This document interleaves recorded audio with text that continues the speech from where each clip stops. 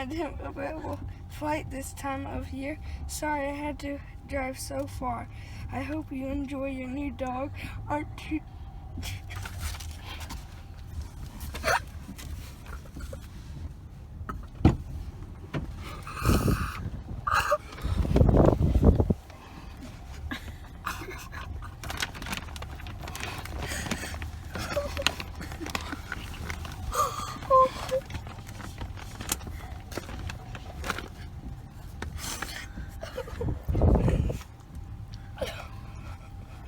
What do you think, Cooper?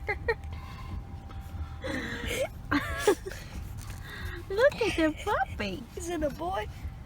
I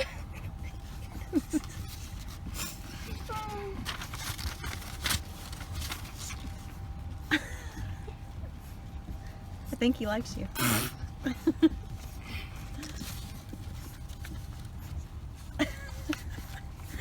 Wow, guess that's why we drove 3 hours. A puppy on an airplane, huh? Yeah. Macy's not gonna like this.